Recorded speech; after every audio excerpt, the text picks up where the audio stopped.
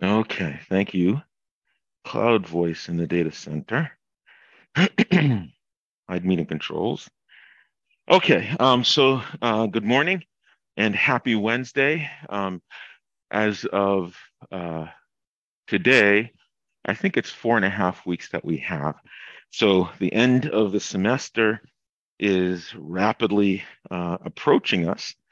And as I have been saying before, the course is quickly pivoting to the last third, as it were, of the course, where our focus will turn to extraction methods for so-called extraction of insights.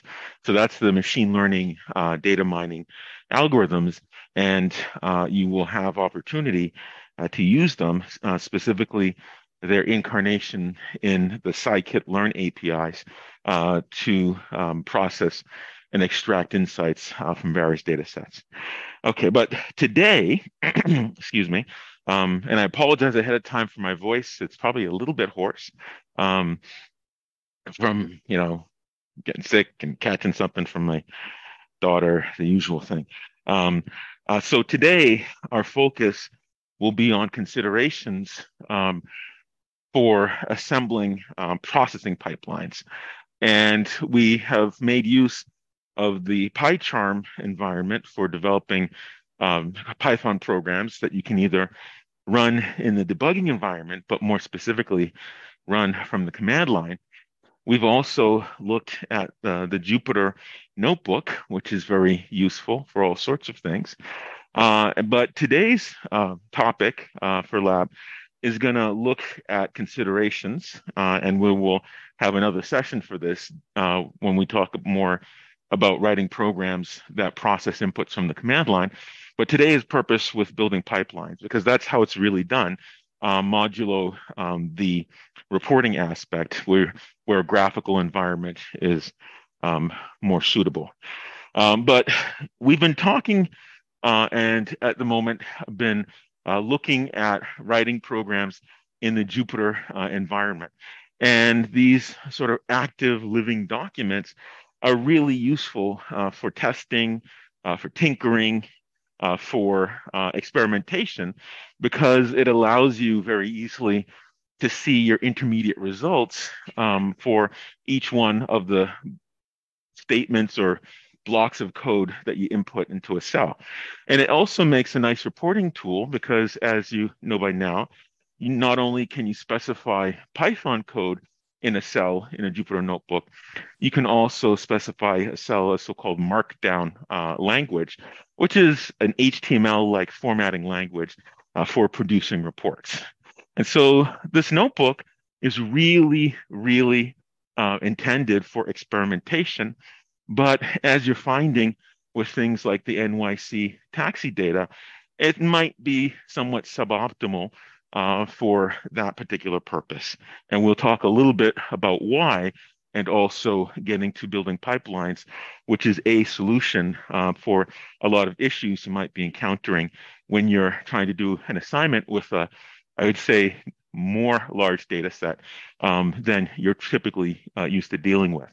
Now, as far as data sets go, the LTC, taxi, the TLC rather, taxi and limousine commission data, that's not big data by any stretch of the imagination, right?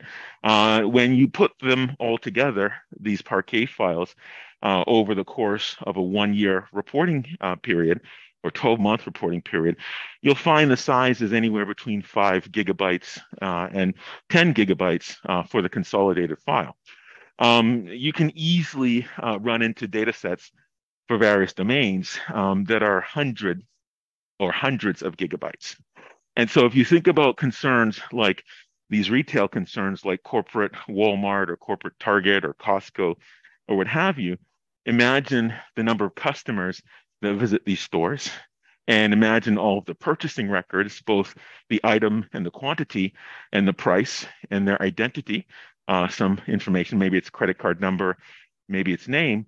If you can imagine all those purchases aggregated across, say, New England or across the whole, say, continental US, over the course of a month or two, that is really, really large data sets. And typically, when you process those, you're dealing in a server environment with so-called pipelines that are programs written in Python, many cases, that they're run from the command line and not in a Jupyter notebook. It's once you're doing some pilot tests with a small subset of the data, doing some experimentation to convince yourself about the approach you're enterprising to implement, then you take that, go off and implement a processing pipeline, and then run that automatically on that data set, and it produces the results from which you produce your reports. And so the Jupyter Notebook, long story short, is really purposed with some reporting, but for the most part, testing, excuse me, tinkering and experimentation. And it's quite good at that.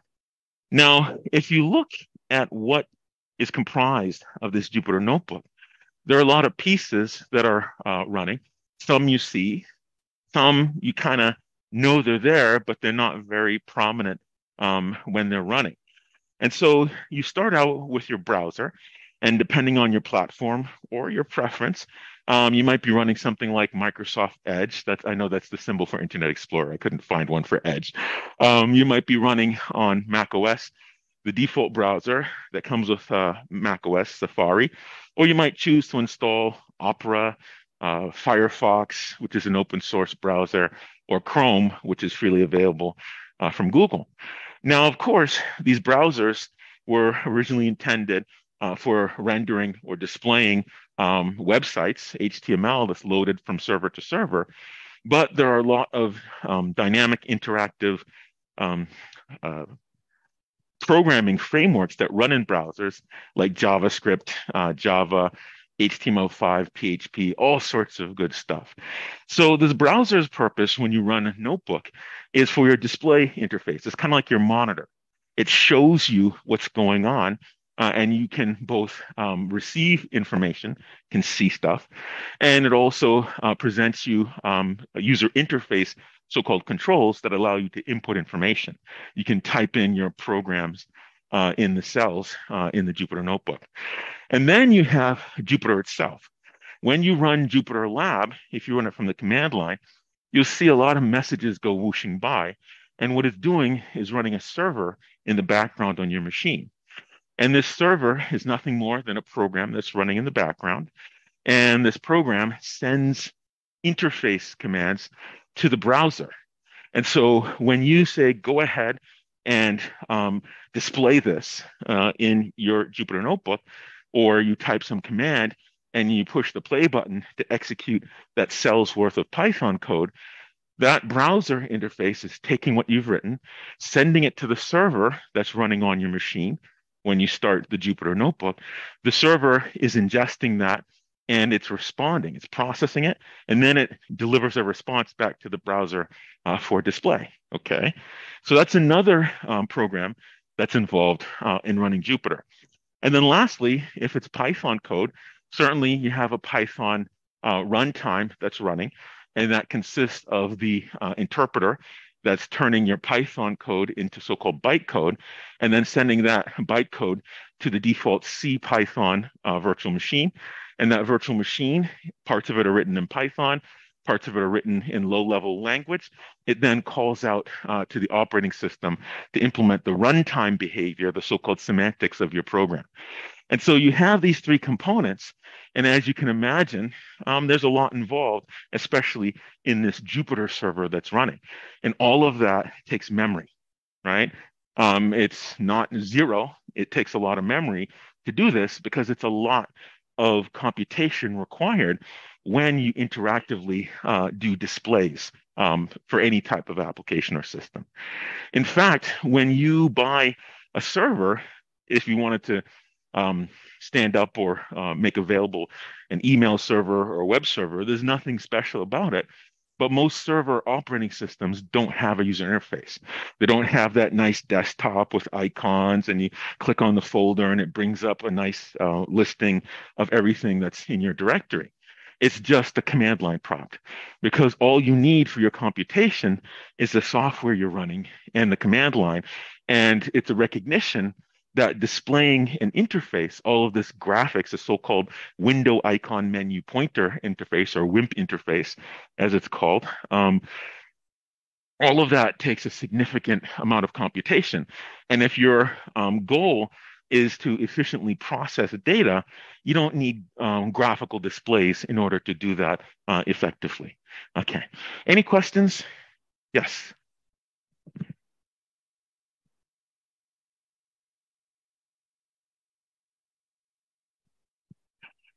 That's a great question. Um, you're typically going to have decent laptops, and it really depends on the organization. It depends on what their goals are. In some organizations, they give you fairly substantial workstations, be that a desktop or laptop. And then the idea is that you take some subset of your data, you do your analyses, but it's typically the case that you have really powerful servers, right? So you're going to have a data center. Maybe next time I'll show you what a server looks like. I have some stuff on that. I used to work with that stuff for a living in industry. But that being the case, you're going to have a room filled with a lot of servers, which are high-powered machines. And the model is typically, in many cases, you have minimal computation on your person, on your laptop, and you're always going to do things remotely interacting with the server. Because with the server, you can have, for example, like 1 terabyte of memory, right? 1 terabyte is 1024 gigabytes, right? And so you can have like 1 terabyte of memory. You can have easily 1,000 processors. You can have like 100 terabytes of disk. And the most important part, and I'll allude to this when I talk about computer architecture in a slide or two, is the so-called bus bandwidth. And so you can get a lot more efficiency with a server than you can on a laptop. And so the model in many organizations is to have very, very relatively weak computation for each person, but you have a room full of really powerful servers that you log into and use. And so there's no one specification. One thing I'm trying to do here is to institute a minimal requirement so that when someone comes to Clark, they are given recommendations about what a minimal specification is, because it's different if you're just, not just, if you're writing papers and, consuming content and producing things like papers and stuff like that. It's another thing if you're, say, in Becker and you're doing digital animation, right? That requires a lot more computation. Or if you're taking data science, that you're seeing now requires a lot more computation. But unfortunately, at the moment, there's no like spec that we've established as a university. So to address your question more specifically, it really depends on the purposes of the organization and their philosophy, but more and more, increasingly, it's push all of the resources onto the server and then just remotely access that server at your desk side. Okay. All right. Any other questions? No? All right. So it takes memory and it gives you a performance slowdown. And don't believe me, test it for yourself. Take a program, run it in the Jupyter Notebook, time it. You start the timer at the beginning, start the timer when it's done, run it in the Jupyter Notebook, see how long it took to run, and then take the same Python program in PyCharm, run it as a traditional .py file, and then see the difference in the execution. You'll find that it's much faster when it's run as a traditional Python program. That doesn't say you shouldn't use Jupyter.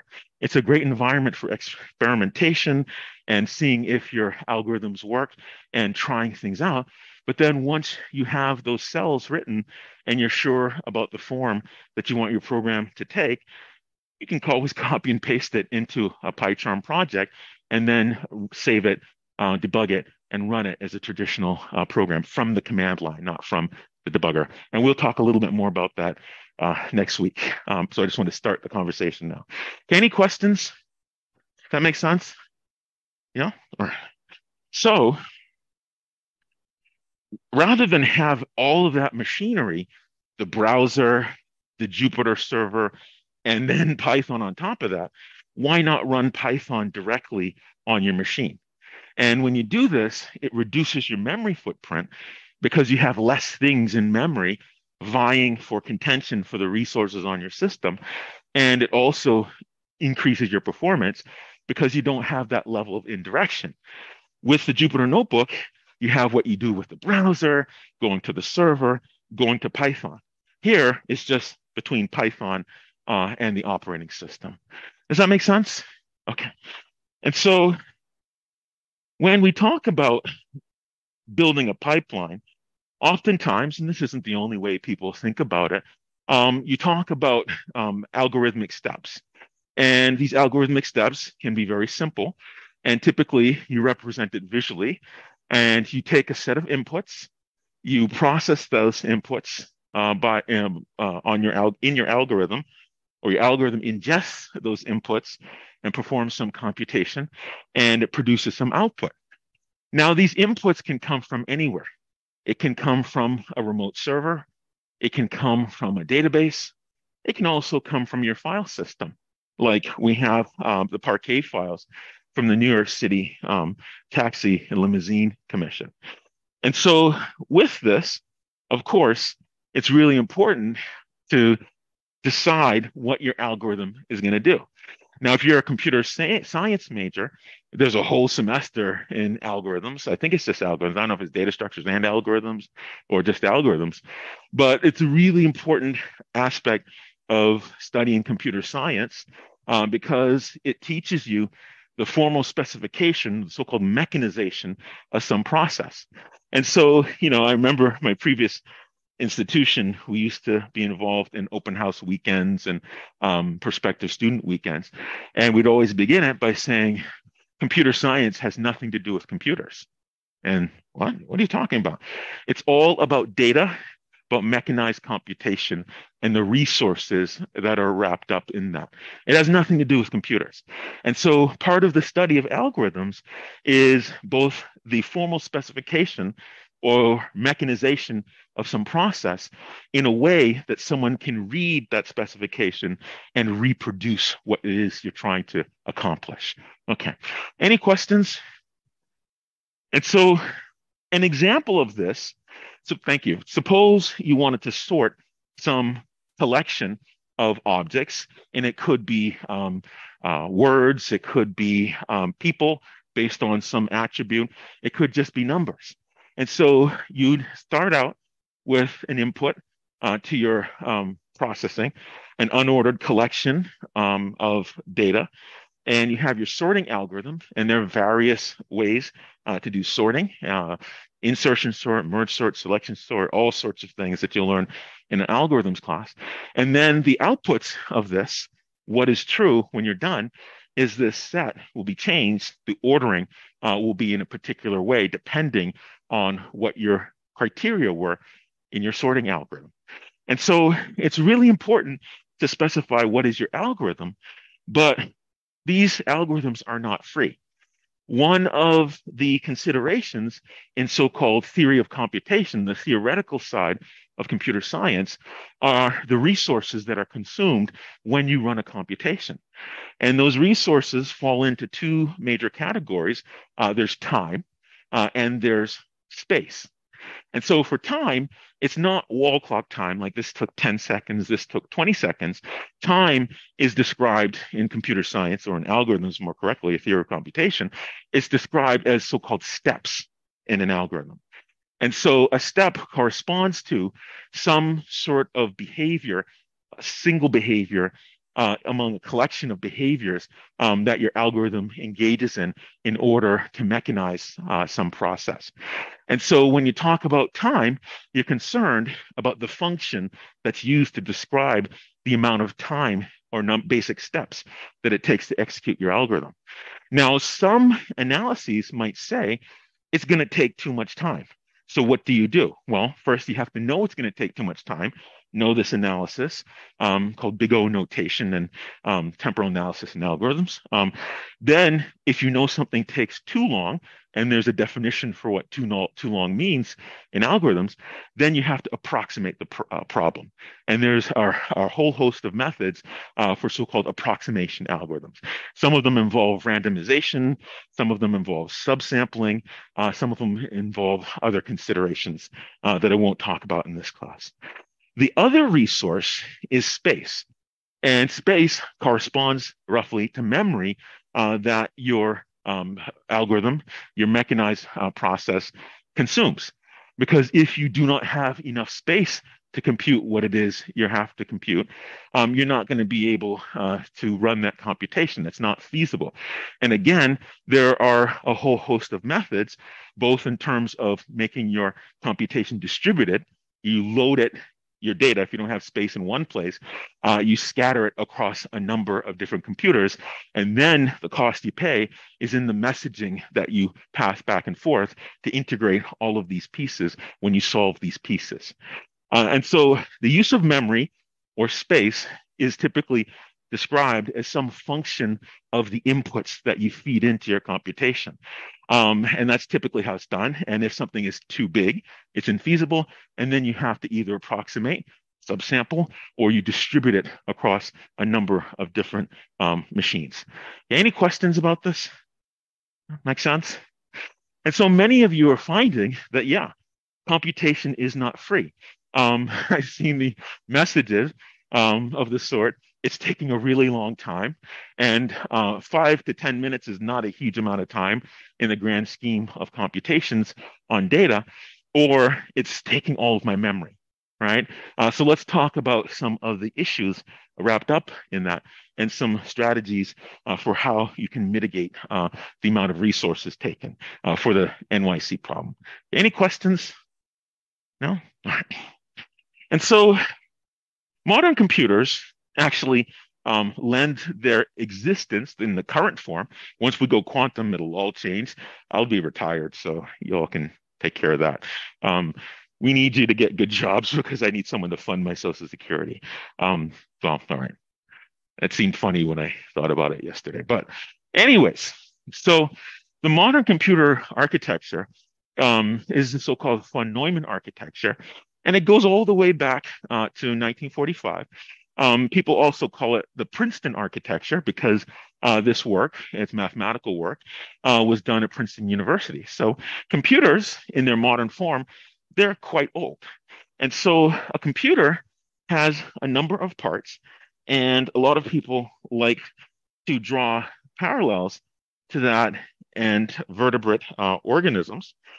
It consists of, in part, a system bus, and that's this arrow going back and forth. And the system bus is a high-speed communication substrate. And you can think of it almost like the spinal cord of the computer, right? All of the data that goes between the different subparts or subsections or components of your computer pass over the system bus. And so to go back to our conversation about servers, when you order or buy a server, you can specify it down to specs for the individual components. And you would choose them collectively based on the computation you have. And so because data passes between components, it must go over the system bus. The faster the system bus is able to pass data between the two component endpoints, the faster your computation is going to be whenever you need to push data. Now, pushing data can mean many things. It can mean taking data off the network. That requires going over the system bus to bring it into main memory. It can also mean taking things off of disk. It can also mean contacting a server. And so the system bus is a high-speed data pathway, and all data between components are exchanged over the system bus. So it's really important to have a fast one if you are dealing with a lot of inputs to the system between components and outputs from the system or between components. Okay, so we also have the CPU, and CPUs take form as the so-called microprocessor. It's a computer chip, and you can think of this as the main brain of the system. Now, this CPU, central processing unit, microprocessor, it consists of a number of components, and these components are circuits that do all sorts of things like evaluate logical expressions, perform math on floating point or real valued numbers. They establish pathways between components on the system and initiate those transactions to say, go ahead and transfer that data. And so everything is driven by the microprocessor. We also have connected to our system bus the main memory. That's your RAM, random access memory. And this RAM you can think of as a high-speed scratch pad, if you will, for holding all sorts of data. Now, data can be data like you see, like the New York Taxi data set, as you traditionally think of it, but data can also be your program itself. And so whether your program or traditional data, it's stored in main memory, and this main memory is usually a lot faster than other places to store data. Now, this data starts on your disk, and you have all sorts of other components that can either source information or sync information, and each one of these is associated with some kind of device.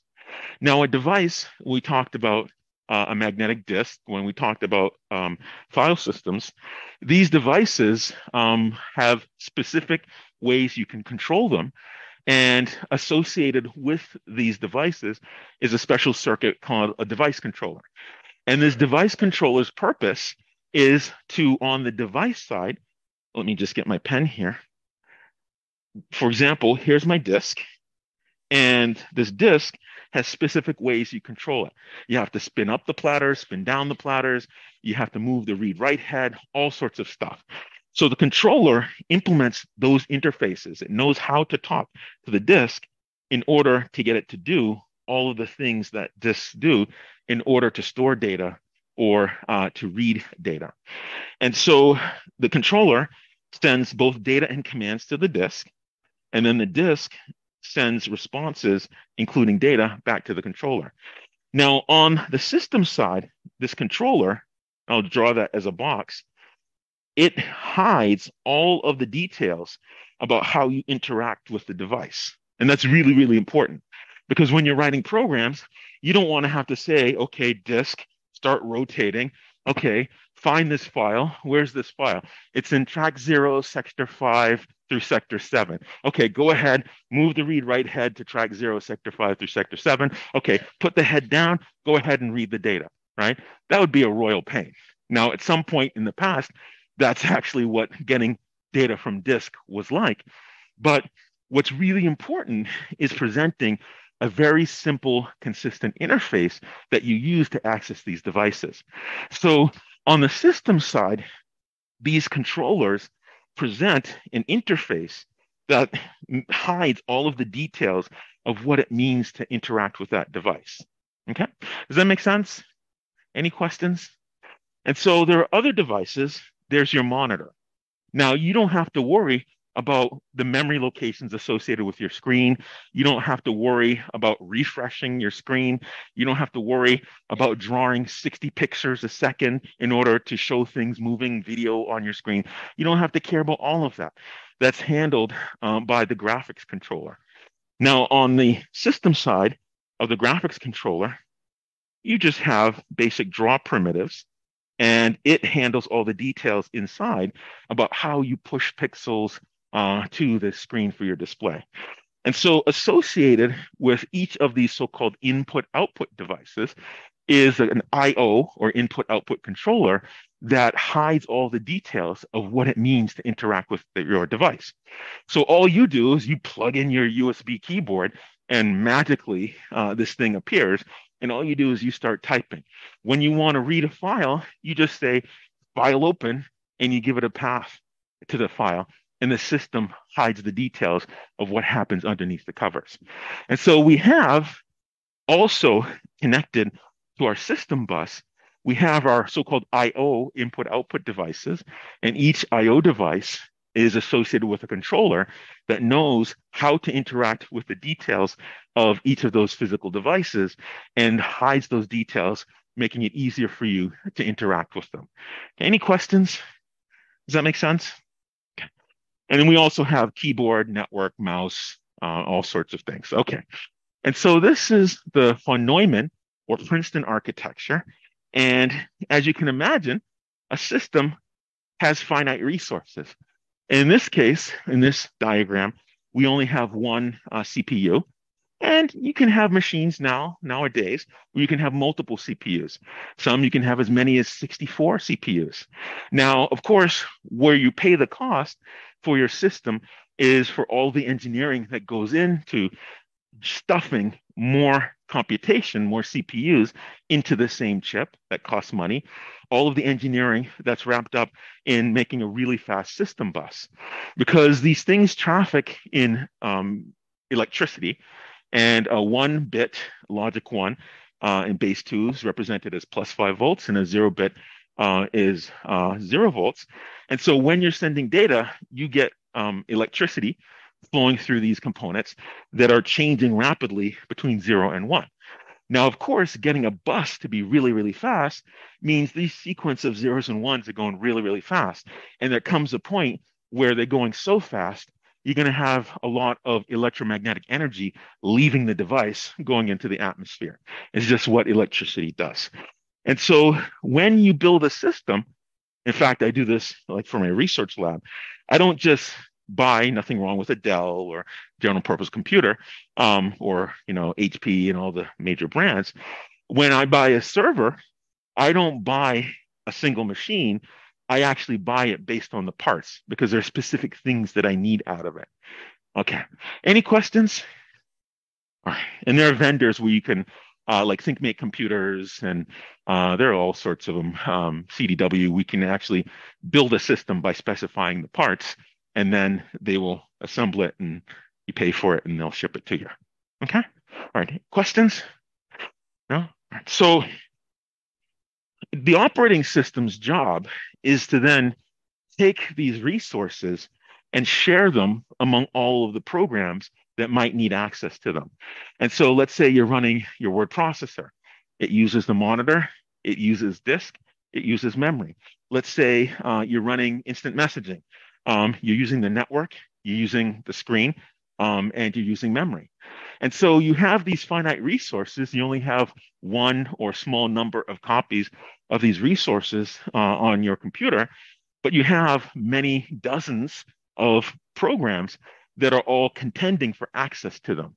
And so the whole purpose of an operating system like Mac OS and Microsoft Windows is to share these resources, sort of like act like the traffic guide, in a way that the programs think they have exclusive access to these parts of the system, but they're really sharing it over some period of time. Does that make sense? Okay. And so the abstraction is called a process. And a process more formally, a process more formally is a so-called program in its executable state. A program exists initially on disk, and it's once you run that program, it's brought into memory, and the data structure that is instantiated, called a process control block, it holds all the relevant pieces of information for that program in its running state, corresponding to what it needs off of each one of the components in our von Neumann architecture. For example, you allocate memory, you create a data structure, you create a data frame that sits in memory. That memory is carved out of your system memory, and this process needs to know where in memory is located that piece that it owns for that data frame that you created in your program. You open a Parquet file. Well, if that Parquet file is open, or you open a CSV file, it's open, you haven't closed it, well, that process, that program in its executable state, it needs to know what file it is and where it's located on disk. And so this so-called process control block is all of the information associated with your program that it maintains or owns across these components. And so how the sharing happens is, let's say you're running Microsoft Word. There's a PCB, a process control block for Microsoft Word. You're also running Dropbox. There's a PCB for Dropbox. Let's say you're also running Zoom, like I'm doing now. There's a PCB for the process for Zoom. And so what happens is that you have a list of these process control blocks, and the operating system says, okay, the first thing in the list, you're going to get 10 milliseconds on the system. So it takes the PCB, loads the information in the relevant pieces, and for 10 milliseconds, the system components belong to that particular program. And then it says, okay, now you have to go. So it takes all of these pieces of information for that program on each of these pieces. It updates the PCB, and then it makes these components available for the next program in the list.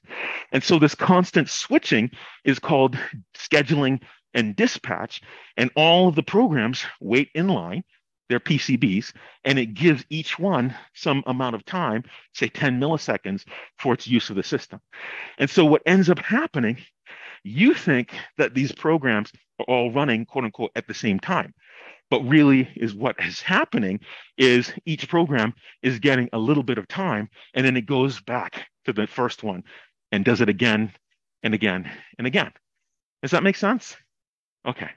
Now, if you're really interested in how this aspect of the machine works, I highly encourage you, whether here or elsewhere, to take a course in operating systems.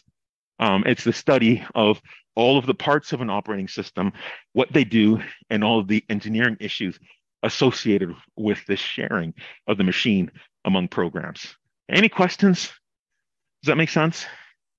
And so even if you never enterprise to implement an operating system, knowing the concerns behind the design of an operating system helps make you a better data scientist, because you know more about what's going on in the machine, so you can make more informed choices about how to structure your computations. Okay, does that make sense? Any questions? No? All right. And so when you run a browser, how most modern browsers are implemented, you can click on a tab, and it's very useful to just switch between tabs and have maybe 10 different websites open. Now, underneath the covers, when you create a new tab, it's creating a new process, a new instance of that browser. That's no different from bringing up an entire new browser window, only it wants to make it look nice and neat and manageable by arranging them as tabs. And so if you have multiple tabs open on your browser interface, underneath the covers, you have a single process for each tab. And the reason for that is about protection. If one of the sessions should crash or exit, you don't want it to bring down everything in your whole browser. And because a process is a program in its executable state, if that program violates something, the operating system says, I'm going to remove you from execution. It kills off that process. Now, if you have 50 or 10 or 20 tabs open and you're doing stuff, maybe you're referring to some literature in one, you're writing something in another, and so forth, you don't want one errant tab to bring down everything that you had open, right? That's why they do that. But on the flip side, because they're separate processes, each process, this PCB, it takes computation. It's not free, and it also takes memory. So what you find, and don't believe me, try it yourself, if you bring up a browser and you just start clicking tabs and visiting websites 10, 11, 20, 30, you'll see that the amount of memory it takes up over time is going to increase, right? And so please try this yourself. All right. If you're on Microsoft Windows operating system, the Task Manager, I think that's what it's called still, allows you to view, among other things, all of the processes, programs, and executable states that are running on your system. And really all this is doing is it's looking at that list of process control blocks and just showing you some of that information, not all of that information.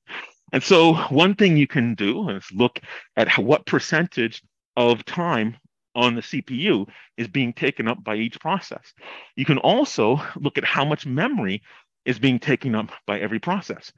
Now, so too, just like sharing the processor, it also shares memory among all of these processes. And in fact, there's a construct, virtual memory, where it makes the program think, or the program thinks, I should say, that it has a lot more memory than is physically on your machine. And how it's implemented is that it takes your process and it chops it up into pieces. It leaves most of the pieces on disk, which is much bigger, but slower. and it only puts in memory those pieces that you need to use right now. And so as it needs different pieces, it unloads old pieces, puts them on disk, and loads new pieces and puts them into memory. So one of the things you'll find, it's called the backing store. And one of the things you'll find, if you run lots and lots and lots and lots of programs on your system, it'll keep running them, but there'll come a point where it'll slow down to something really, really slow. And when that happens, it's a condition called thrashing. It means that you've loaded so much into memory that it's spending most of its time taking things out of memory, pushing it on disk, and taking off disk, put it in memory, that it's spending so many programs or so many demands on memory that it's spending most of its time shuttling things back and forth between memory and disk and not as much time actually running the program. And the reason why your system slows down is that your disk is an order of magnitude slower than your memory. Your processor is an order of magnitude faster than memory. So if you're going from disk to memory to CPU, that's 2 orders of magnitude, 100-fold slowdown. And that's why your system screeches to a halt once you hit that limit for the number of programs that you're running. Does that make sense? Any questions? Okay. So in the task manager, and this is task manager on Windows, you can see a bunch of things, the percentage of the CPU taken by each application, as well as the amount of memory being taken by each application. Okay. Likewise, on Mac OS, the activity monitor, it allows you to do similar. If you bring it up, it'll show you both the percentage of CPU, and it's a different interface. You have to hit the tab up here for different views, for different measurements. But here with memory showing, it'll tell you how much memory, and you can calculate the percentage, but it'll tell you how much memory is being taken by each process. Okay, and so I have Dropbox running on my system, and Dropbox is a so-called daemon process. It runs in the background, continually running, and it's looking for changes to my file system.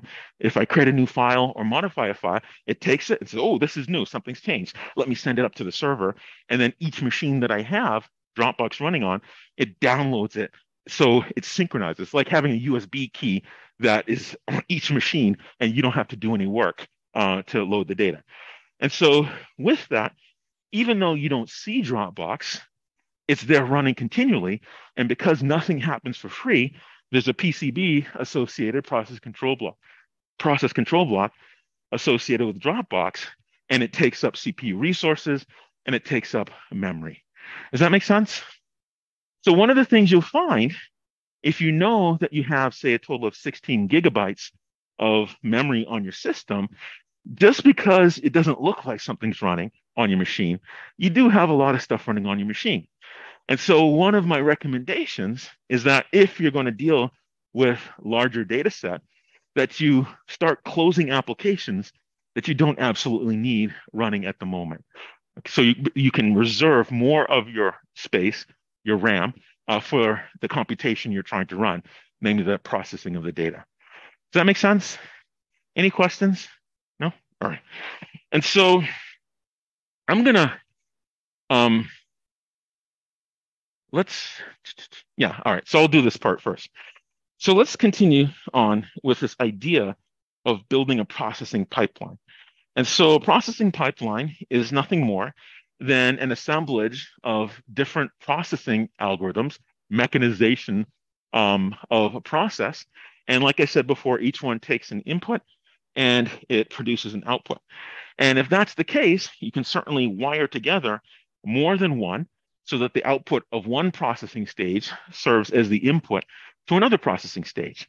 Now, in that case, when you build a computation, your computation could just be the sequencing or the running of the first algorithm and the second algorithm. Now, with this complex processing, what's really important is to design, it has to be designed, both the inputs to each processing stage as well as the outputs of each processing stage. Because in this case, say the second stage, it's expecting a particular type of output from the previous stage as its input. And I'll show you an example of that. And so here, and I'll actually show you an example with Python code. I have as inputs to the first stage, I have all of the Parquet files for 12 months of the yellow cab data and 12 months of the high volume or high frequency for hire vehicle data. So I've downloaded and placed in a directory all of these Parquet files. And the first algorithm is just going to concatenate them together and produce a consolidated data file. And so the outputs, and I think I changed the name from when I created the slide, the outputs are two things. I'm going to have a consolidated file with all of the yellow cab data over 12 months, and that's unmodified. And I'm going to have a single data file, Parquet file, that has all of the for hire vehicle data unmodified. And so here I say, okay, now if my first step in my pipeline outputs these two, my next step in the pipeline, I might choose, for example, to say, okay, well, I don't need all of the records from my for hire vehicle. I'm only going to take all of the records for Uber, right? And we know that the ID HV0003 concerns a record or a row in the data frame pertaining to an Uber ride. And so if I only needed those, I might decide to write a processing step that I assemble in my pipeline that inputs all of the for hire vehicle data, does my filtering of the HV003 records, 0003 records, and then outputs a version of it as Parquet written to disk that just has Uber, and that's connoted in the name. And so with this, I have three things. I input in the first stage my raw Parquet, output the consolidated by concatenation. And then the next stage, I input my consolidated and I output a filtered version. Does that make sense? Okay. Any questions? No? So we're going to try this out, and I am going to show you the Python files on the command line. And so you don't just, let's see, what just happened? Let me hide. How do we do that? I'm trying to release the pen here. No, it won't let me. There we go. So when you design a pipeline, think about what I'd like to call your landmarks. Suppose you wanted to compute some notion or visualize some notion of the pickup and drop off location and maybe look at the dollars per mile for various pickup and drop off locations. Well, you're not sure quite yet what you're going to implement. And so you're going to input your raw Parquet,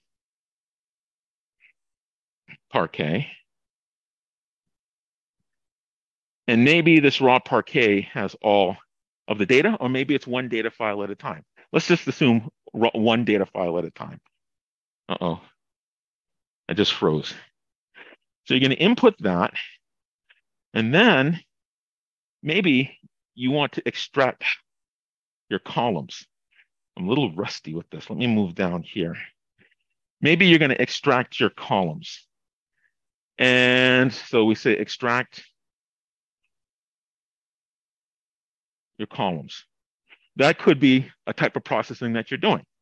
And so for your extract your columns, maybe you're going to look at the zones, the pickup zone, I'll say P zone, the drop-off zone, I'll say the D zone. That's another column. Maybe you're going to have the number of passengers. Maybe, and I'll just kind of go off the box, you're going to have what the fare, how much money was collected, and maybe you're going to have the miles driven, right? Okay. So if you only need those columns, well, excuse me, one thing you can do is have a processing stage that extracts those columns and then writes it out as a Parquet file. And maybe you call that filtered.parquet. Okay. Now, another consideration, maybe you don't have a lot of RAM on your machine, right? You can't afford to load all of the data. You could decide to input your individual Parquets, so file1.parquet, each month, up to, say, file 12 parquet each month. And these are input to your algorithm, okay? And in that case, you take each file and you extract these columns from each of the files, one at a time, not all 12 loaded. So you take your file I.parquet, and that file goes into an extract columns function. I should have made the arrow go that way. And then it goes ahead, so it open the single I.parquet file, extract the columns, and then write, let's call it filtered .parquet. All right. So in that case, the inputs would be the raw parquet files. Your algorithm loads them, hopefully you can read my scribble, one at a time. And the resulting output is going to be the filtered file one.parquet. I'm not going to write the extension for all of them, through the filtered version of the 12th month, that parquet. And the reason you would want to do that, if you have limited memory resources, the parquet files at a maximum, even for the high frequency for higher vehicles, is no more than about 480 megabytes, right? So if you only have 16 gig or maybe even like 8 gig or 12 gig, then you're going to load the files one at a time, do your extraction on a single file in memory at a time, write it back out to disk. And so the next stage then, after that, and I'm running out of space here, I think I have another slide, you're going to input all of these files, which are then reduced because you're only using a handful of columns, and then you're just going to aggregate them into a consolidated output that just has those columns. And so in this case, so aggregated, consolidated. If anyone can invent a spell check for digital sketch pens, that'd be awesome. Do some character recognition and it just changes it to the right spelling. That'd be great. So develop it for your capstone and then start a business, sell it, I'd buy it from you. I only take 5%. Because I should mention the idea. But anyways, that could probably win a Clark Fest or whatever the entrepreneur thing is. But anyways, I digress. But that being said, so now what the burden is that you only have maximum 480 megabyte in memory associated with this process at a time. Does that make sense? And so nothing says you have to bring in the entire thing into memory. You make use of disk, and then it's just a matter of designing your pipeline, your stages. The first thing you do is you run stage 1, and then you run stage 2, and then you're left with a consolidated file that is the same result as if you loaded all 12 months into memory and then did the filtering. Does that make sense?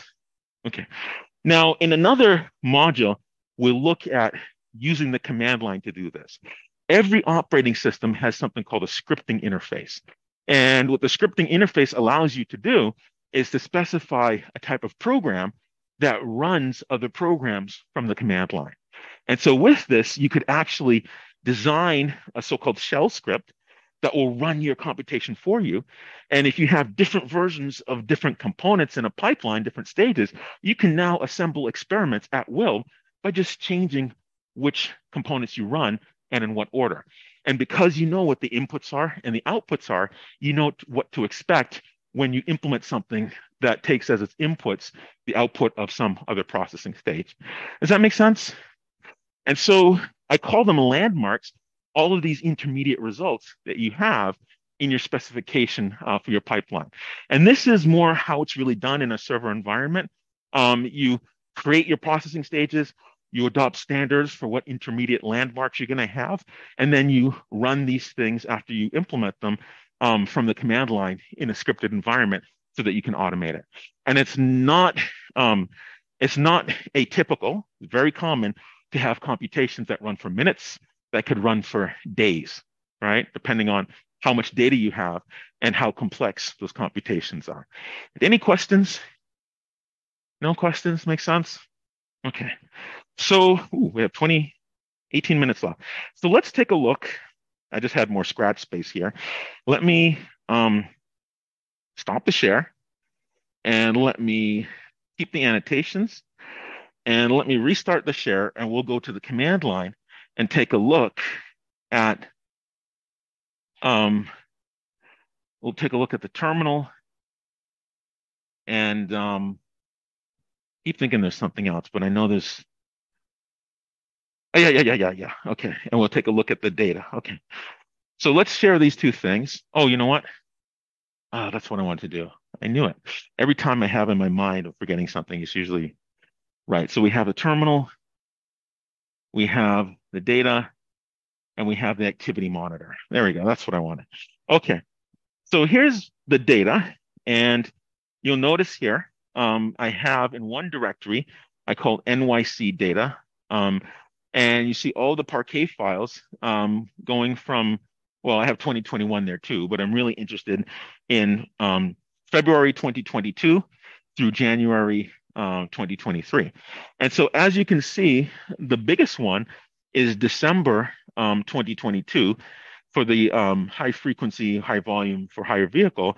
And that's about 503 meg, right?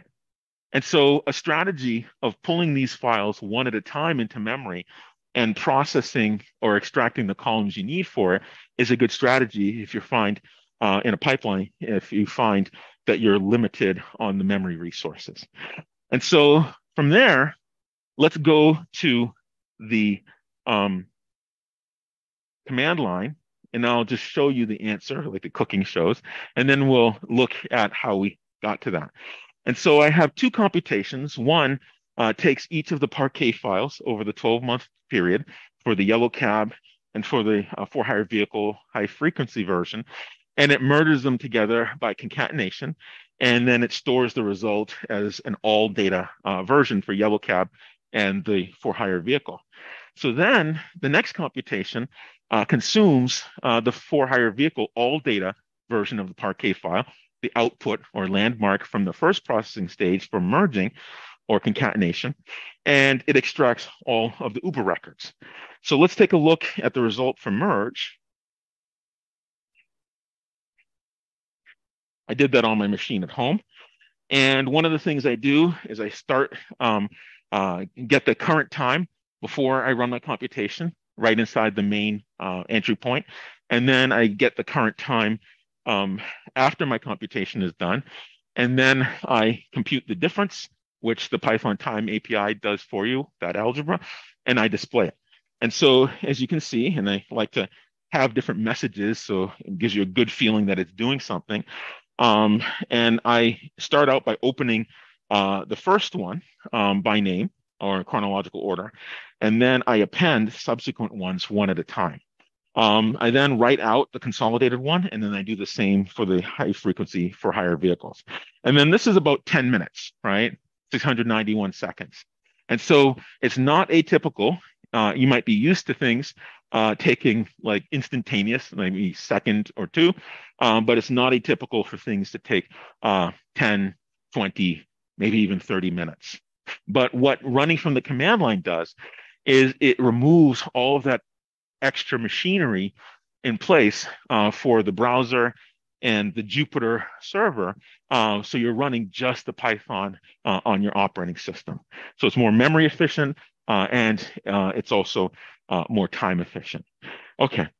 Likewise, if we look at the Uber version, we see it takes 391. So it's about just over five, like 5.2 or something minutes. I can't do the calculation in my head. So it's just over 5 minutes. Okay. And the result is a version of the for-hire vehicle high frequency that only has Uber records. Okay, so let's take a look at the merge.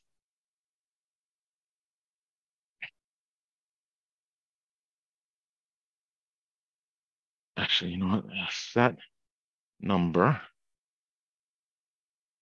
There we go. So we start out and I set up prefixes, setting up the path, and I assume it's in a directory called NYC data. And when I save these Parquet files, I save them with a particular naming convention. When you download them, if something is like month two, it's going to say o2.parquet. And when you specify integers, it doesn't have that leading zero. You could certainly do that programmatically. So I changed the names of the files so that there's no leading zero if it's a single digit month number. And so with that, I established a path. I know that it's years 2022 and 2023. And then inside of my main entry point, my main main function, I go to the time API and I record the start time. Now down at the bottom, after I'm all done, the last thing I do is record the time. And then I rely on the time API end minus start to calculate how much time has transpired, right? So I'm doing some little bit of performance analysis. I know how long it's going to take so that I can just say, hey, it's going to take 10 minutes.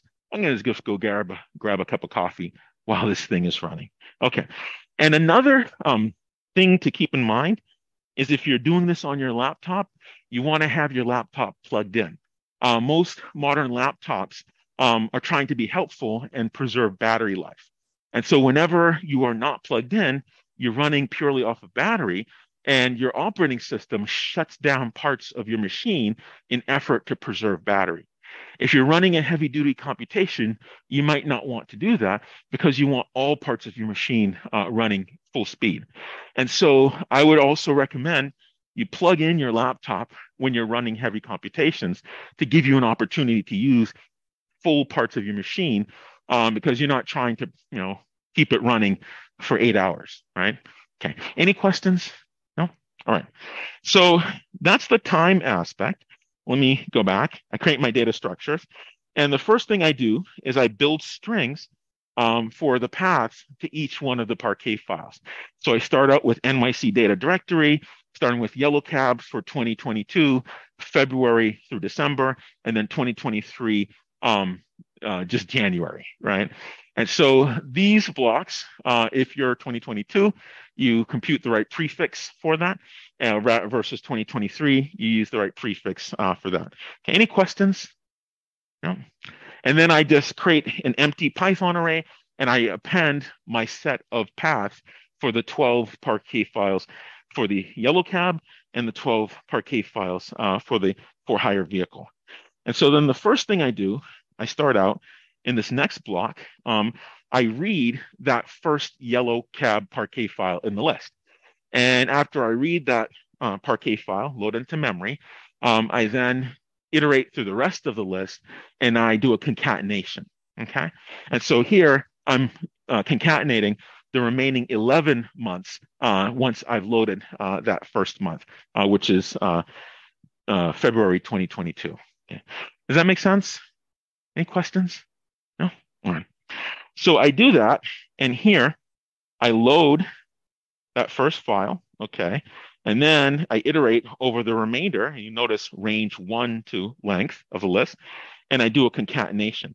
Each time I read the second file, the third file, the fourth file, up to including the 12th file, and then I do a concatenation.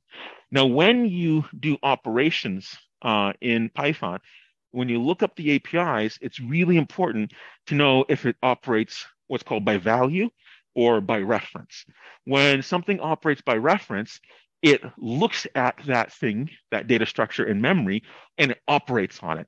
And so that thing in memory, when it's operated on, when that algorithm halts or finishes, it's now changed. Other APIs, when they operate, it's by value, meaning that it takes the inputs you specify to the function, and then it constructs a new data structure with the result of that operation you're performing. And so in this case, when I do the concatenation, it's important for me to return after the concat. You'll see here, I do a yellow combine, right? I assign to yellow combine because it returns a copy. It constructs a new data structure with the result of the concatenation, leaving intact what you passed in. So it's really important to know if things are passed by value or passed by reference, as it's called in data structures. And the APIs will tell you, returns a new object, or it operates in place on the existing things that you give to this API call. Does that make sense? Okay. Now that's a typical data structures thing, and sometimes in programming languages, but it's not typically covered in a data science course. So I thought I'd throw it in. All right. So I do that concatenation for the yellow cab data. And then one thing you'll notice here, particularly in this iteration block between lines 63 and looks like 67, sometimes my eyes skip when I look at screens, you'll notice I construct this df write, which is the result of reading in that Parquet file. I construct it in memory. So for good measure, inside of this for block, I say go ahead and delete that thing that was referred to. Now, Python is a garbage collected language. And what garbage collected languages do is every time a reference to something is no longer used or quote unquote goes out of scope, it's going to put it on a list and say, hey, no one's using it. Let me go ahead and reclaim that memory that this data structure was occupying. When you explicitly say delete, you're giving the garbage collector an opportunity to wake up because you're telling it, hey, I'm done with this thing right now. And so in this case, every time I use this df write, I only use it to read each one of the Parquet files. Each time I read, it carves out memory to store that. If I read another one, it carves out in memory. Every time you carve out memory, it's not the same part of memory. So I don't want it to kind of wait for the for loop to finish before I start reclaiming those pieces of memory carved out by each one of the Parquet files that I'm storing when I do the read. Does that make sense?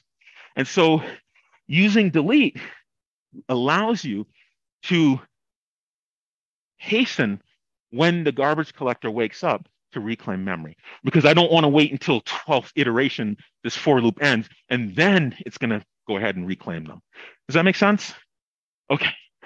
So now, okay, I go ahead and I take my yellow combine and I go ahead and write that out as a Parquet file. And then I do the same thing with my high frequency for higher vehicle data. I won't go over those details. All right. Any questions? Yes.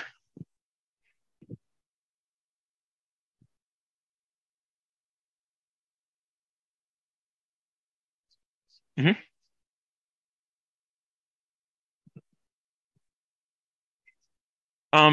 That's a good question. It will certainly happen in Python, but I don't know what the Jupyter implementation does. I haven't studied that. And so one way to do it is if your laptop can store the consolidated, you could do a test, read it into memory, check in the task manager how much memory it's taken, do the delete, and see if that reduces over time. So the effects, I don't know where. Maybe they haven't published the internal behavior because it's Jupyter. It's the browser, which is just the visual, and then there's Jupyter, which is kind of doing all of its secret sauce stuff. Well, it's not secret, but it's doing all of the implementation of what happens in the notebook. And then there's Python. Certainly, it works in Python, but I don't know about the details about what happens in Jupyter. I don't know those details. You can certainly see the effect of it, but when you bring up the task manager, unfortunately, it's going to show you Python and how much. It's not going to tease out which part is Jupyter and which part is the Python instance. So that'd be a good thing to tease out. It's written somewhere. I just don't know the obscure Reddit post where you'd find out because they don't usually make it available, those sort of implementation details, because they don't want you to rely on it because they could change how it's implemented. So I don't know the answer to that question, unfortunately. I know. And the answer to a question is I don't know. Okay. All right. Any other questions in Jupyter? Okay, good. Good. Okay. You can certainly, as a black box, not knowing the internals, kind of see the effect by looking at if the memory that it consumes, that major the Python process, if it reduces. So thank you. Any other questions? No? All right. And so we do that, and let's take a brief look. Ooh, wow, that took longer than I thought. F H V H V F H V H V all. Okay, set number. And this one is a lot simpler. Again, at the beginning of the main entry point, I record the time. And after I'm done, I record the time. Now I load the consolidated data set. So I'm loading yellow all data, and I'm loading the high frequency for hire vehicle all data, Parquet files. And that's the output of the previous Python program. And then I go ahead, I take my for hire vehicle data, and I filter out the Uber records. So I go to the license number column, I slice that as my data frame slice notation, and then I check to see which one of those entries in the series is HV003, which is the license number for Uber. And then I take my results. So this is pass by value. And because if I just do this slice, I'm not going to get the result unless I assign it to a variable, right? And then I go ahead, write out the head of it, and then I write out to Parquet the Uberized records, so to speak. Any questions? Does that make sense? All right. And so it's going to take 10 minutes, maybe 15, because I have a bunch of stuff running. Whenever you have a process that deals with a lot of I/O input output, I'm reading stuff off disk that's pretty big. I'm writing stuff to disk that's pretty big. Also, Zoom is dealing with a lot of data. It's displaying live video. It's recording live voice. It's pushing that out to the people who are online, as well as recording it on the server. So I have two things on my operating system that really want to use the I/O subsystem. They're contending for it. So that contention results in things being slower. If I ran this without Zoom running, without Dropbox running, um, it's going to run faster because here they're contending for the same I/O bandwidth. And so let me go ahead. I'll end with this Python, and I'm going to run the merge NYC data, and it's not very interesting. And it'll just run and go ahead and compute it. So I opened the first one, which is February 2022. It'll just churn through all of them, and it'll do its thing. And it's probably going to take more than the 10 minutes, probably about 15, maybe even 20 minutes, because live video bandwidth is really, really expensive in terms of the demand it puts on your I/O system. It's using the network card, it's using the bus, it's using memory, and it's doing it in two directions, from me to the people that are on, as well as me to the server and the server back to me, right? So it's going to be very, very slow because I have more things contending. Any questions? No? And so I'll end there, and let me stop the video, and I'll just kill this process. But it's not very interesting. It'll just go and recalculate what I have. And so you can see it's already loaded the NYC data. When we get to the for hire vehicle, it'll be a bunch slower because those files are bigger. But now I'm not using my browser. I'm not using Jupyter Server. The manager here, Activity Monitor, you can see right now Python 3.9, I think I'm running 3.9.13, is using 8 gig. And you saw it jump and you saw it come back down. That's a consequence of calling delete on that reference because it's not waiting for the for loop to iterate all 12 times before it tells the garbage collector to free or reclaim this memory. You'll see it jump up. The other thing, I can't remember what I was going to say. Had to do with, oh, yeah. You'll notice at the bottom of my screen, oh, that's unfortunate. Does it look better like that? Anyways, on Mac OS at least, and many operating systems, they're trying to be helpful. Oh, that's time. And you'll see these little black dots under an application. That means it's still in memory, the process. Even when you close the application, it's trying to be helpful because it's quicker to run a process that's sitting around dormant than it is to load it from disk each time. And it creates the illusion of being very responsive. So if you want to also free up memory on your system, you go to these and you go ahead and quit. Say, don't keep it resident idle in memory. Actually get rid of it and force it to load from disk each time you run it the next time. Okay? All right. So we'll stop there. Apologize, I'm over by a minute and a half. And I will see you all on Friday.